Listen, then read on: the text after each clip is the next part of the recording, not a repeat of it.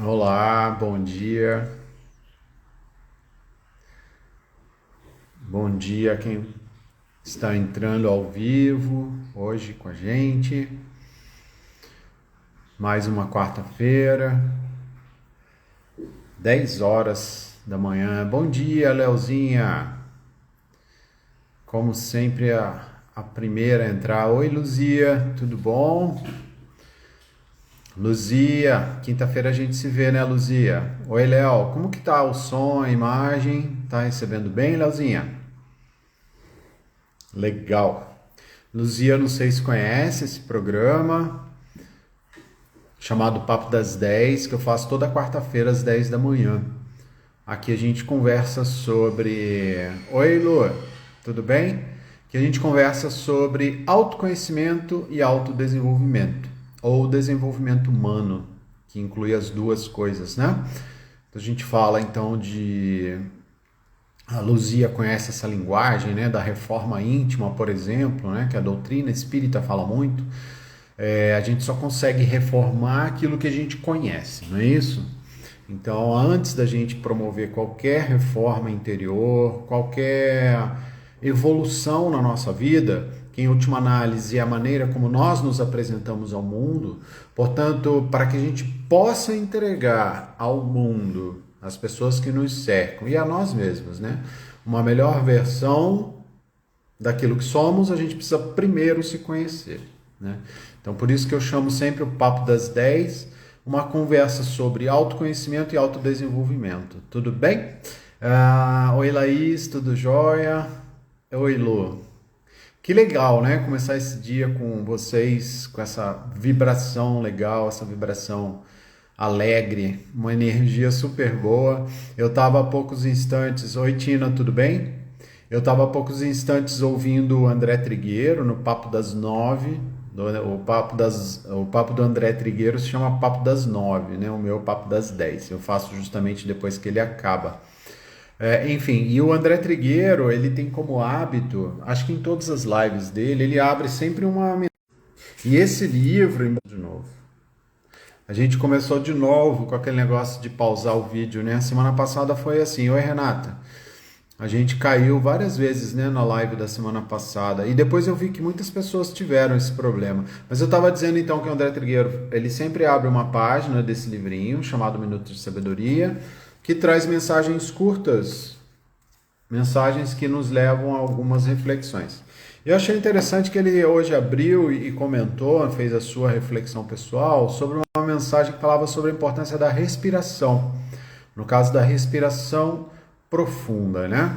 Então, eu não sei se vocês têm hábito de fazer isso, né? A respiração profunda, ela pode ser exercitada em qualquer lugar, a qualquer momento do nosso dia, mas existem algumas práticas meditativas, existe a prática da yoga, que ensina melhor como fazer isso, e são momentos em que a gente dedica no dia a fazer, a praticar a respiração profunda, né? E dentre outras coisas, inclusive questões relacionadas à nossa dimensão física especificamente, a gente sabe que a respiração é essencial para que a gente possa se manter vivos, né? Eu costumo falar que a respiração profunda, a meditação, são técnicas que nos vão levar a um estado que a gente chama de estado de presença, né? Em inglês, mindfulness. E por que é importante o estado de presença? Porque nós vivemos uma vida, via de regra, acelerada, né? Nós vivemos o nosso ritmo, isso, exato, Laís. Aquele ritmo acelerado do dia a dia, e muitas das vezes nós entramos numa vibração, numa energia de ansiedade, né? É quando a gente começa a projetar muita coisa lá no futuro e a gente esquece de vivenciar o momento presente. E a respiração profunda, ela nos proporciona essa chance da gente, ao menos alguns minutos no dia, a gente dá uma centralizada, a gente dá uma ancorada, a gente dá uma aterrada e a gente desacelerar, a gente viver mais um pouquinho assim o momento presente. Para quem não conhece, não sabe técnica alguma, né, eu gosto muito de uma que foi a que eu comecei a utilizar, que é uma técnica simples até. Basicamente seria, eu sempre recomendo que isso seja feito de olhos fechados, para quem gosta de música, que seja com uma música agradável de fundo, num ambiente controlado e calmo, a idade. Que seria então você fazer uma inspiração, preferencialmente pelo nariz, e mentalmente, quando você está fazendo essa inspiração, você vai contando até 4. Então você vai inspirando e mentalmente conta até 4. 1, 2, 3, 4. E aí você enche seu pulmão de ar. Quando não couber mais ar nos seus pulmões, você centraliza a sua atenção para esse ar e para a região da barriga. E aí inspira o máximo que você puder dentro desses 4 tempos, dentro desses 4 segundos. Aí você segura essa respiração por 2 segundos e solta em 6. Na hora que você for expirar, você conta 6 tempos ou 6 segundos, tudo mentalmente. Então, 4, 2, 6. Inspira em 4 segundos, segura 2 segundos e solta em 6. Essa é uma maneira muito simples de começar. E aí você repete, obviamente, isso várias vezes no tempo que você achar que tem que fazer. 5, 10 minutos, sei lá. À medida que você for exercitando isso, você vai ver que vai começar a ficar um pouco mais fácil e você vai poder trabalhar esses tempos. De tal forma que daqui a pouco, talvez, você esteja inspirando, tendo a capacidade de inspirar de forma calma e aí focada, tomando consciência da sua respiração durante 10 segundos. E aí você segura essa respiração por 5, 6 segundos e solta, por exemplo, em 14, 15 segundos.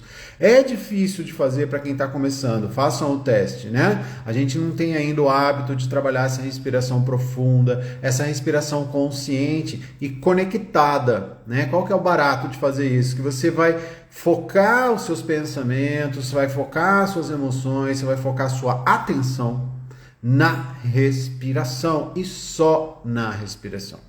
Então, por isso que a gente fala que isso já é uma prática meditativa. Oi, Marco, Eneagrama Consciência. Marco, eu acabei de ler um negócio tão legal que você postou, você está comigo aí? Sobre a alquimia do pensamento. Você fez uns posts lá muito bacanas, cara. Muito bacana. Parabéns, viu? Eu depois vou ler tudo com calma de novo. Você pegou cada eneatipo, me corrija se eu estiver errado, né? E você trouxe basicamente aquele ponto de evolução de cada eneatipo, né? Em que a gente vai buscar, na verdade, a aceitação no caso do 1, vai buscar olhar mais para suas necessidades próprias no caso do 2, vai desacelerar essa competitividade no caso do eneatipo 3. Aí você foi falando de cada um dos eneatipos e eu achei muito legal você usar esse termo alquimia do pensamento, né? Alquimia é transformação, né? É quando a gente transforma algo. Então eu achei fantástico, viu, querido? Parabéns por isso aí. Eu queria que você lesse meu livro, viu, Marco? Ó, De Volta para Casa, uma jornada de alma. Eu acho que vai ser legal você ler esse livro, me sentiria muito honrado, tá bom? É um romance, não sei se você conhece, tem vários posts aí no meu perfil. Acho que a maioria das pessoas que estão aqui agora ao vivo, né, e talvez algumas que vão entrar depois, já adquiriram meu livro, já leram. Mas, Marco, é um livro que traz o Eneagrama de uma maneira romanceada, tá? É um formato inédito no Brasil, pelo menos, de se falar do Eneagrama, porque é uma história de ficção que se passa no Egito, né? Por isso que tem aí a pirâmide aqui na nossa... Então tem os hieróglifos, né? Um livro que traz muitos mistérios, é uma história de ficção, mas que traz inserções sobre o Eneagrama, né? Que são fidedignas aos ensinamentos que todos nós conhecemos, ao menos conhecemos até hoje, né? Sobre o Eneagrama. Pode ser que um dia venha mais coisa por aí, tá bom? E vamos em frente, né? Vamos então começar o Papo das 10 de hoje, em que a gente vai dar uma certa continuidade ao que a gente falou na semana passada. Então, eu fiz a chamada para essa live de hoje falando assim: amanhã, Papo das 10, dia 10 de novembro, às 10 da manhã, quarta-feira, nós vamos falar sobre autoconhecimento com o Eneagrama. Então, por que eu ressaltei isso no cartaz da chamada para essa live de hoje? Porque quando a gente vai estudar esses grupos harmônicos, nós estamos falando daquela parte que se refere ao autoconhecimento. Então, o desenvolvimento humano, ele pressupõe esses dois pilares, autoconhecimento e autodesenvolvimento. sendo que o autoconhecimento precisa vir antes. A gente não precisa passar uma vida inteira promovendo o autoconhecimento para só depois fazer o autodesenvolvimento. Né? Eles vão acabar andando junto, mas sempre para que eu possa reformar algo, para que eu possa melhorar algo em mim. Eu já falei isso lá no iniciozinho dessa live, mas eu vou falar de novo porque não estava todo mundo aqui. Para que eu possa reformar algo em mim, para que eu possa me desenvolver, para que eu possa evoluir, para que eu possa fazer, né, Marco, uma alquimia do meu pensamento, uma alquimia, uma transformação da maneira como eu rotineiramente, por hábito, eu penso, eu reajo, eu sinto e, portanto, me comporto. Eu preciso antes conhecer isso, eu preciso entender que padrões são esses, né? E aí, quando a gente vai falar dos grupos harmônicos, que eu já vou relembrar o que é, a gente está falando de autoconhecimento, tudo bem? O autoconhecimento, no fim das contas, é como se ele fosse assim um scanner, né? Ele faz um scanner, mas não só do nosso corpo físico, ele faz um scanner de todas as nossas dimensões. A física, a emocional, a mental e a espiritual. E aí esse scanner vai dizer, você é assim, você opera assim, você se mostra ao mundo dessa maneira. E aí, isso quer dizer o quê? Quer dizer como que você lida com as suas emoções, como que você lida com seus pensamentos, como que você lida com as suas necessidades. E a partir do momento que você tem posse desse conhecimento sobre si, é que você pode dar o próximo passo, que seria o desenvolvimento. Tudo bem?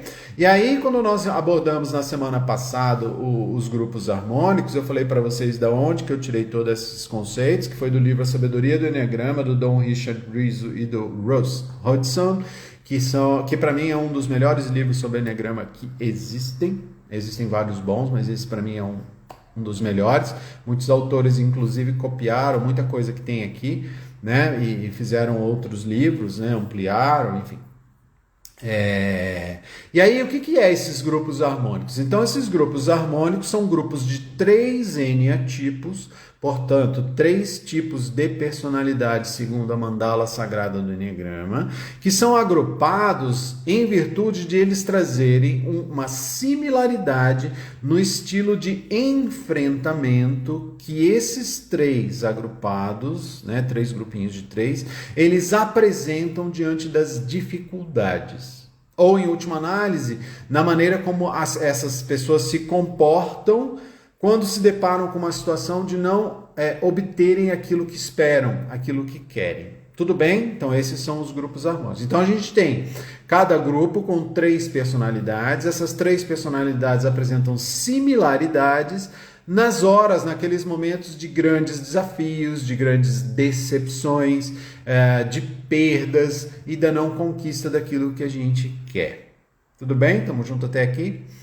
E por que falar isso no Papo das 10? Porque conhecer esses grupos harmônicos, ele vai nos ajudar tanto no trabalho de uma definição clara de qual que é o nosso eneatipo, ou seja, como que é a nossa personalidade de acordo com o que o Enneagrama nos mostra, como também na parte do nosso desenvolvimento, o caminho de evolução que a gente tem que tomar. Porque é aquilo que eu estava falando, se a gente não sabe quem somos, se não sabemos quem somos, nós não vamos trilhar um caminho seguro de evolução, tudo bem? Então, conhecer os grupos harmônicos serve para isso, para nos dar uma condição de ter uma noção muito mais clara da nossa personalidade, do nosso eneatipo, e a partir daí permitir um caminho mais seguro de evolução.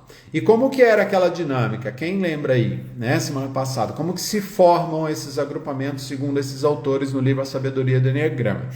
É o seguinte, nós temos cada um dos eneatipos dentro do triângulo, na mandala do Enneagrama, que são os eneatipos 3, 6 e 9, eles são chamados de tipos primários dentro desses grupos harmônicos, e a eles estão associados outros 2 eneatipos. Tudo bem? E aí esses 2 eneatipos associados aos tipos primários, 3, 6 e 9, nós vamos chamar de tipos secundários.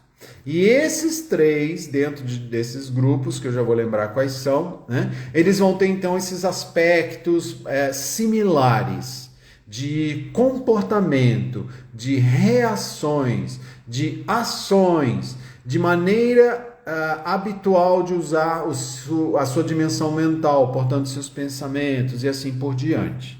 Tudo bem? Bom, depois que nós trouxemos então na semana passada as características que unem em similaridade cada um desses pontos dentro dos grupos harmônicos, hoje nós vamos ver as peculiaridades dentro dos grupos em relação a eles. São pequenas nuances que vão então diferenciar, vão permitir que a gente fale assim, eu estou dentro desse grupo harmônico da competência, né, dos competentes, mas eu me diferencio desse outro eneatipo por causa disso. E aí a gente vai olhar coisas como o que cada um valoriza, o que cada um evita ver. Isso aqui eu não quero olhar, né? Eu não quero olhar para isso. Vamos olhar como que a gente lida com as nossas necessidades, mas também com as necessidades dos outros. Então, entender se o meu olhar é principalmente para as minhas necessidades ou será que a minha prioridade é olhar para as necessidades dos outros? Isso tudo dentro de um mesmo grupo harmônico, tá bom? Como que a gente lida com os sentimentos e por aí vai. E aí a gente vai poder, então, aprender a diferenciar uma personalidade da outra por meio dessas pequenas nuances entre os pontos do Eneagrama que estão agrupados nos grupos harmônicos. Essa foi a base, né? Essa é a introdução para a gente conversar. Vocês estão me ouvindo? Tá tudo certo aí? Quem está ao vivo está conseguindo me ouvir direitinho? Não estou vendo comentário nenhum, aí às vezes eu acho que travou aqui. Vamos lá então? Bom, nós temos então 3 grupos, como a gente falou na semana passada. O primeiro grupo harmônico se chama grupo da atitude positiva, lembra disso? E esse grupo ele é composto pelo eneatipo 9 do triângulo, né? E aí, junto a ele, tem os eneatipos 2 e 7. Alguém até colocou na semana passada uma fórmula para a gente gravar esse grupo harmônico da atitude positiva, porque é o 9, aí o 2 e o 7, e 2 mais 7 dá 9. Então a gente acabou gravando esse grupinho como 9, 2 e 7. E o que une esses 3 pontos? O fato de que todos eles, eneatipo 9, o mediador, eneatipo 2, o ajudante, e o eneatipo 7, o otimista, reagem aos obstáculos, adotando justamente uma atitude positiva, olhando para a decepção, olhando para as coisas que não saem da maneira que eles esperam e querem, de alguma maneira favorável. Tudo bem? Essa é a característica comum do 9, 2 e 7. Agora a gente vai ver essas pequenas nuances que os diferenciam dentro desse contexto que os une no grupo da atitude positiva. Então, em primeiro lugar, a gente vai falar sobre o que cada um deles valoriza. Tudo bem? E a gente vai começar pelo eneatipo 2. Então, dentro do grupo da atitude positiva, nós temos o eneatipo 2, 7, 9, sendo que o eneatipo 2 valoriza a autoimagem positiva. Eu sou uma pessoa atenciosa, eu sou uma pessoa afetuosa. Percebem isso? Então é uma autoimagem positiva. E ela se concentra, via de regra, nas boas intenções. Já o eneatipo 7, ele tem a valorização focada nas experiências positivas, no prazer, nas atividades, nas emoções e diversão. Só que tudo isso, o que for positivo. Aquilo que for causar dor, eu não quero saber. Isso é o pensamento do eneatipo 7. É isso que ele valoriza. E o eneatipo 9 valoriza o quê? As qualidades positivas dos demais e do ambiente ao seu redor. Então, o eneatipo 9, ele valoriza um mundo em paz. Ele quer sempre olhar as características positivas que existem dos outros e no ambiente em que ele se insere. Percebe que tem aí pequenas variações daquilo que cada um valoriza? O 2 valorizando a sua autoimagem, né? Ou seja, uma autoimagem positiva. O 7 valorizando as experiências positivas, portanto prazerosas. E o 9 olhando as qualidades positivas do ambiente e dos outros. Show de bola? Legal isso, né? Depois vem o que cada um desses eneatipos evitam ver. Tipo assim, eu não quero olhar para isso. O eneatipo 2, o ajudante, ele evita ver as próprias carências, as próprias frustrações e os seus ressentimentos. Isso é muito lógico, porque se eu valorizo uma autoimagem positiva, por que eu vou olhar para o que está ruim em mim? Por que eu vou olhar para as minhas necessidades, para aquilo que me falta? Então eu pego e projeto isso para os outros. Eu vou olhar para o outro e vou então olhar para as necessidades do outro e não para as minhas. O eneatipo 7, o otimista do Eneagrama, ele evita ver o próprio sofrimento, o próprio vazio e a responsabilidade que é dele pelo seu sofrimento e pelo sofrimento alheio. Então ele não olha para isso, porque isso é motivo de dor, é algo que não vai lhe dar prazer. Então ele evita ver, ele evita olhar para isso. E o eneatipo 9 evita ver os problemas com as pessoas queridas, evita ver os problemas no ambiente, além da sua própria falta de desenvolvimento. Porque ele não quer enxergar os problemas dos outros, ele não quer enxergar que o outro eventualmente tem determinada imperfeição, porque ele não quer o quê? Brigar com ninguém, ele não quer conflito com ninguém, então ele evita ver isso, ele evita olhar para isso. E por último, em relação a esse grupo, que é o grupo da atitude positiva, a gente vai ver que o eneatipo 2, que é o ajudante do Eneagrama, ele tem um olhar para as necessidades com uma ênfase excessiva nas necessidades dos outros e negligência das suas próprias necessidades. Percebe que ao a gente estudar os grupos harmônicos, a gente está fazendo uma descrição completa dos eneatipos, naquilo que é básico de cada um dos eneatipos, né? Por isso que eu falei, é autoconhecimento puro. Então, o eneatipo 2, em relação às necessidades, ele olha para as necessidades dos outros e não olha para as suas, negligencia as suas. O eneatipo 7 é o contrário, ele dá uma ênfase excessiva às suas necessidades. As necessidades alheias, elas fazem logo ele se sentir sobrecarregado. Então ele não olha. Ele olha para si. Okay? Eu quero ter prazer. Eu quero viver uma vida só olhando para as coisas positivas e otimistas. A sua dor eu não vou olhar. Tudo bem? Então ele dá ênfase nas suas necessidades próprias.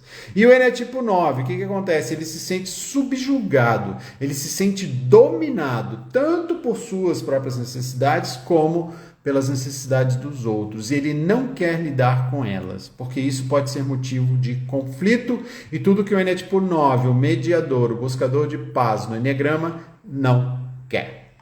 Show de bola? É difícil de guardar, né, essas informações. Depois eu vou ver se eu bolo uns posts aí, igual o Marco fez, né, do Eneagrama Consciência, é legal. Eu faço também, né, então fazer aí um carrossel e de repente colocar isso daí, né, fazer 3 posts, cada um com um carrossel, falando sobre esses grupos harmônicos. Interessa para vocês? Então vamos ver se depois, durante a semana, eu faço isso, tá bom?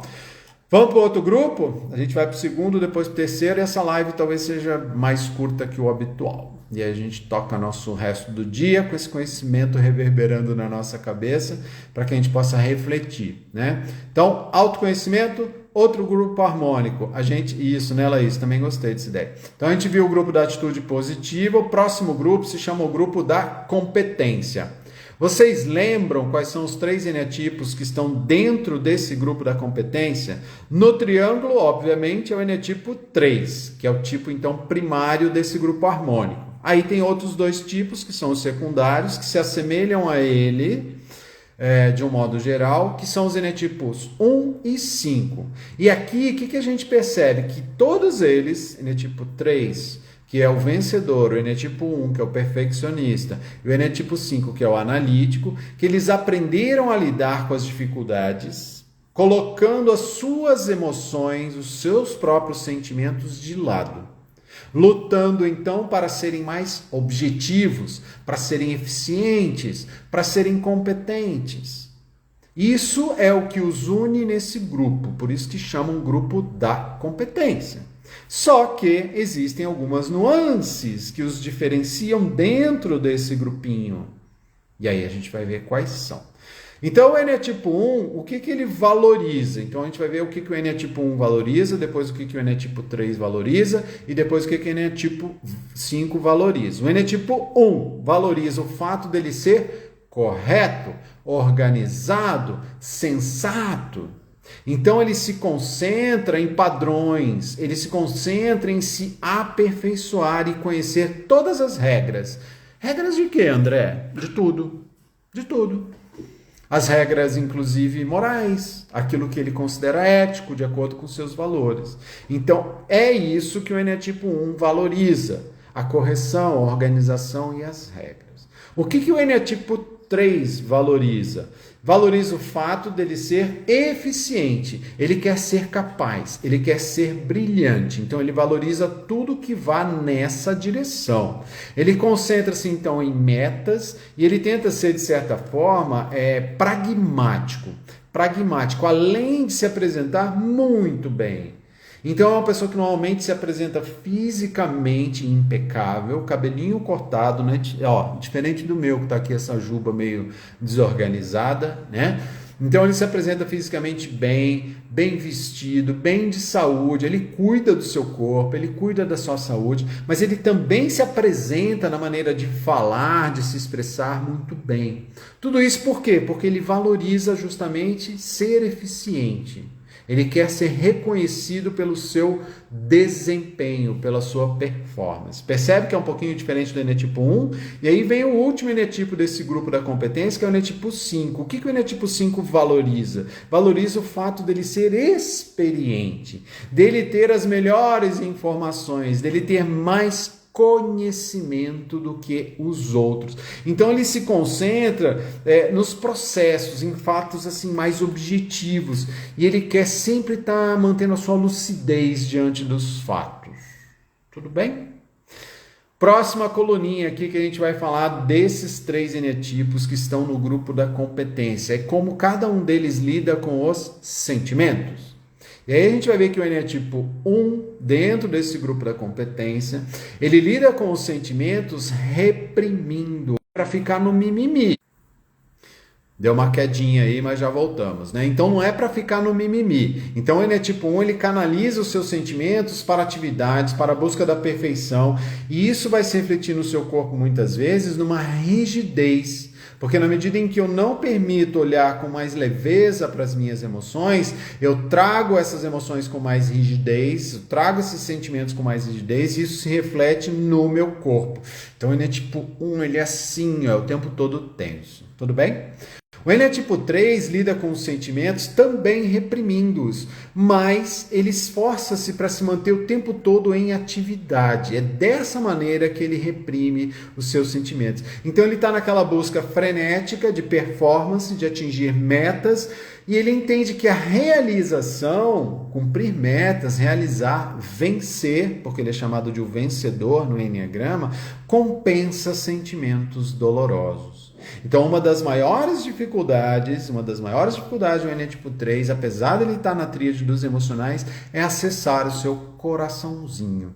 É olhar para os seus sentimentos. E aí, qual que é uma das maneiras que ele usa para reprimir os seus sentimentos? É buscar nos terceiros, ou seja, nos outros, indicações quanto ao que ele deve sentir. Olha que pesado isso, né? E aí vamos para o eneatipo 5, que é o analítico dentro desse grupo da competência, que vai lidar com os sentimentos abstraindo-os, distanciando-se deles. Eu não tenho tempo para sentir.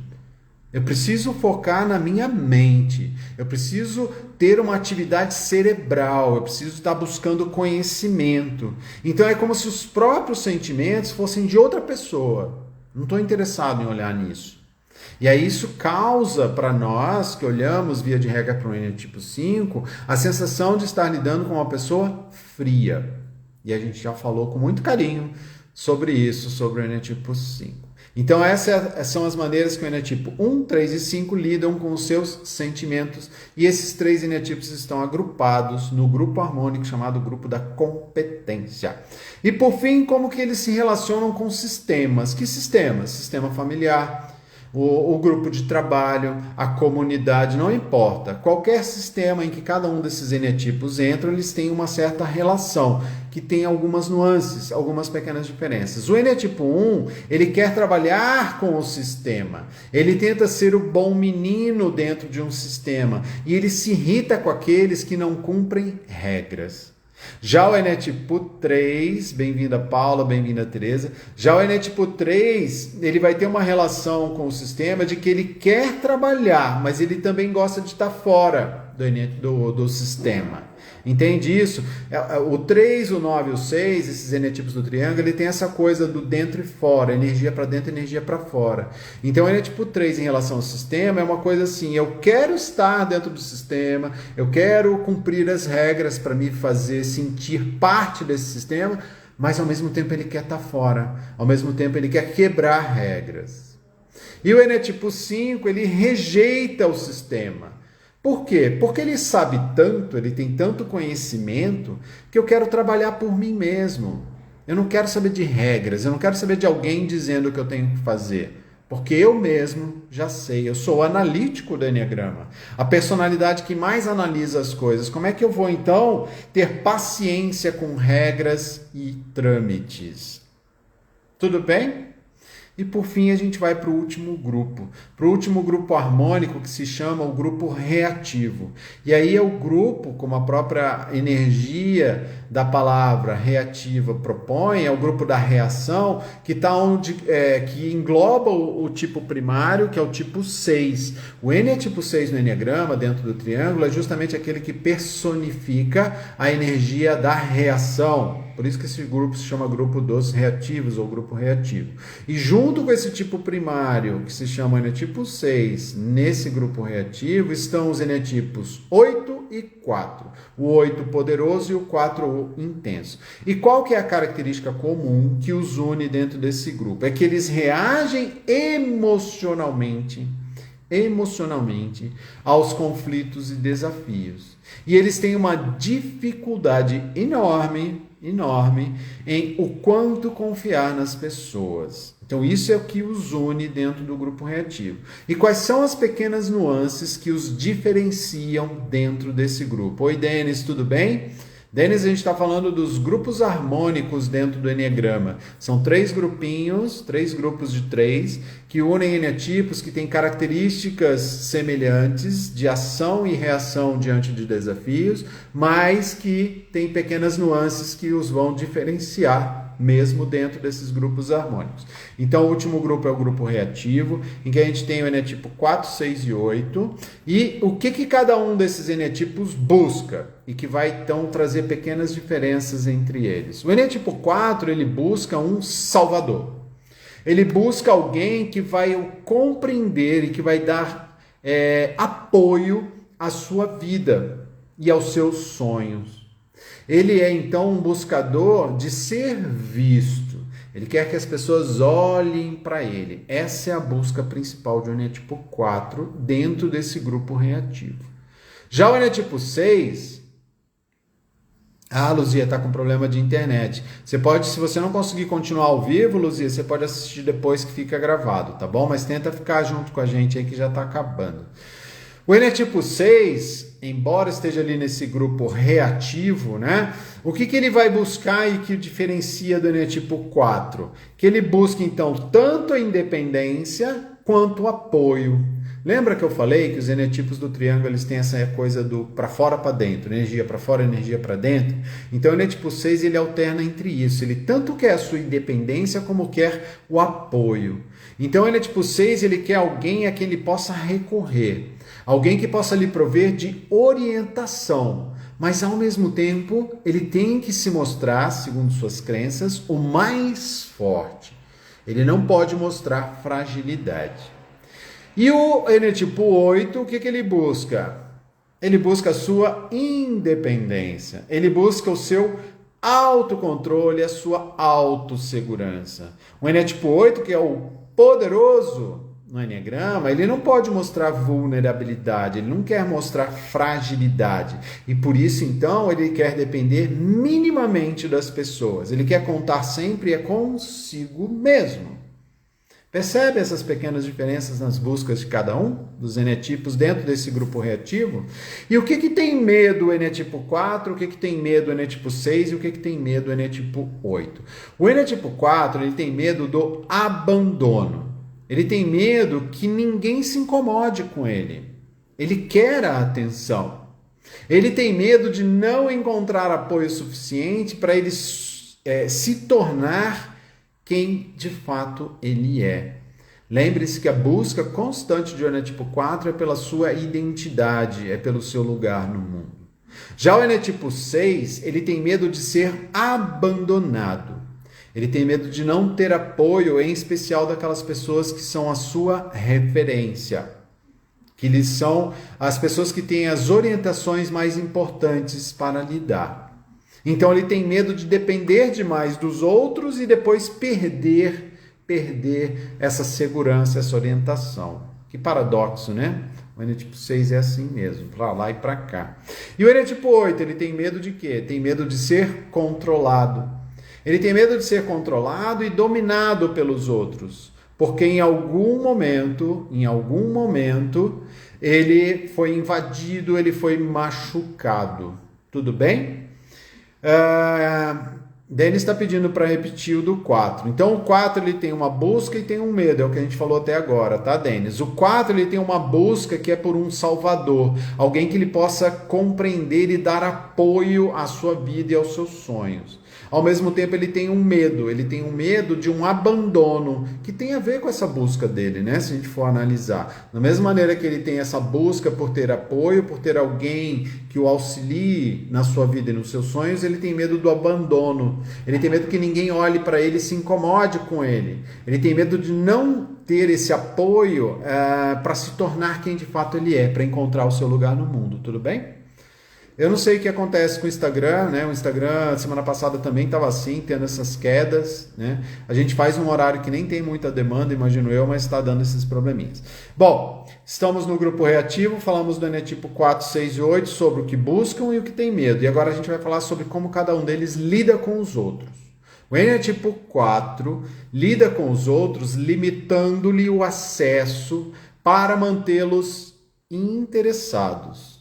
Então, assim, eu instigo você a querer estar do meu lado, a se incomodar comigo, a ficar assim, puxa, o que ele tem, né? Mas, ao mesmo tempo, eu limito o seu acesso a mim. Compreende isso? Por isso que ele é o intenso, né, do Eneagrama. É difícil de compreender profundamente o enetipo 4, eu falo isso com muito carinho e muito respeito, tá bom? Então, ele se banca o exigente e ele acaba se prendendo àquelas pessoas que o apoiam. O enetipo 6 lida com os outros mostrando-se comprometido e confiável. O enetipo 6 é considerado um dos mais fiéis, uma das pessoas que a gente mais pode confiar, mas, ao mesmo tempo, ele quer a sua independência, então ele se mantém independente. Então ele se entrega, mas também se defende, nessa dualidade de energia típica dos pontos 3, 6 e 9 na mandala do Eneagrama. Tudo bem? E por fim, o enetipo 8, ele vai lidar com os outros mantendo-se sempre em guarda. Uma linguagem meio militar, né? Mantenha-se em guarda. Então, o enetipo 8, ele está assim. Eu impeço que as pessoas se aproximem demais de mim. E, ao mesmo tempo, eu vou proteger essas pessoas. Percebem isso? Então, eu sou poderoso do Eneagrama e tenho a capacidade de proteger os outros. Mas eu impeço que as pessoas cheguem perto de mim porque eu não quero mais me magoar. Um dia eu fui magoado por uma pessoa muito próxima de mim. Então eu fico meio que à distância. Então os enetipo 8, eles têm uma dificuldade muito grande. São pessoas extremamente amorosas, acreditem. Apesar daquela carcaça, apesar de se manterem em guarda. Mas eles têm essa dificuldade de deixar-se mostrar. Porque eles acreditam que não podem mostrar a sua vulnerabilidade. Tudo bem? Gente, por hoje é só. Eu fico imaginando vocês falando, porque eu falo, tá? Eu falo aqui no fundo do meu coração, Sempre que acaba o Papo das 10, eu fico realmente já com saudade e ansioso, no bom sentido, esperando a quarta-feira que vem, para a gente ter mais uma conversa. Mas por hoje é só. Então hoje a gente falou e completou essa história dos grupos harmônicos, que são aqueles grupinhos em que a gente, obrigado Laís, em que a gente agrupa 3 eneatipos por similaridades de maneiras de reagir quando sofrem uma decepção, quando não alcançam, obrigado Denis, quando não alcançam o que querem, mas que ao mesmo tempo tem algumas nuances ali dentro. O que buscam, como lidam com as necessidades, como lidam dentro dos sistemas, como sentem, como lidam com as emoções. Então é muito legal. E lembrando sempre que essa teoria, esses conceitos dos grupos harmônicos, eles têm como finalidade principal nos auxiliar.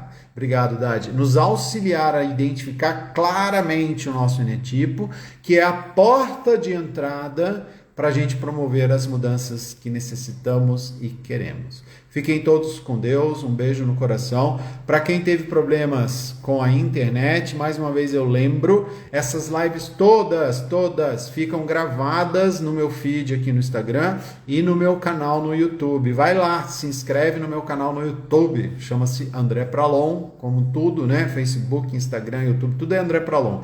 Então vai lá no meu canal, se inscreve, aí você pode assistir, eles estão bem ordenados lá no YouTube, você tem um fácil acesso a esses vídeos para assistir mais de uma vez, inclusive. E se você gostou também dessa live, encaminha para as pessoas que vocês entendam possam se beneficiar daquilo que nós conversamos hoje. Obrigado pela partilha, obrigado pela troca energética. Fiquem com Deus. Beijo nos seus corações. Tchau, tchau.